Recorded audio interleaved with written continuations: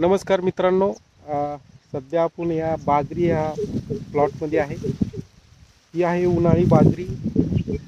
शेतकऱ्यांसाठी एक तिसरं पीक आहे. ज्यावेळेस तूर किंवा पराठी पेरल्यानंतर किंवा ते काढल्यानंतर ही बाजरी हे उत्तम पीक आहे. कमी पाण्यात येणारं पीक आहे आणि ही उन्हाळी बाजरी आहे.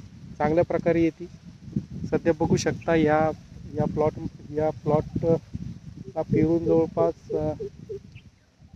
40 ते 45 किंवा 50 दिवस झाले असेल आणि निसवली आहे. 3 ते 4 पाणी आतापर्यंत दिलेलं आहे. एका पाण्यात ही येऊन जाईल.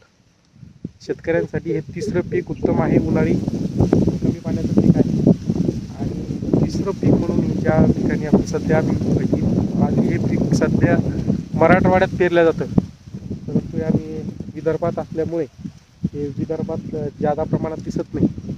सध्या बाजरीला भाव असा 3-3.5 रुपये आहे असं म्हणतात. पहिल्यांदाच पेरली, परंतु बेस्ट पीक वाटलं. पहिली तुरीच्या या प्लॉटमध्ये पेरले गेलेले आहे. जवळपास 40 ते 45 दिवस या पेरून झालेले आहे. बघू शकता कशा प्रकारे सध्या आलेली. बघू शकता कशा प्रकारे ही बाजरी हे पीक सध्या आहे. बरेचसे शेतकरी तिसरं पीक म्हणून ज्याच्याकडे जास्त मुबलक पाणी असतं त्या ठिकाणी मक्का किंवा गहू पेरला जातो तिसरं पीक म्हणून. परंतु गहू येत नाही, कारण की उन्हाळ्यात गव्हाची वाढ होत नाही. परंतु बाजरी हे उत्तम पीक आहे. मराठवाड्यात हे जास्त प्रमाणात दिसतं, कारण की मी बऱ्याचशा ठिकाणी संभाजीनगर या ठिकाणी जाताना मी बघत असतो. बाजरी हे पीक मी त्या ठिकाणी जाताना बघितलं होतं आणि उन्हाळ्यात बघितलं होतं. त्यामुळे मी पाणीही होतं.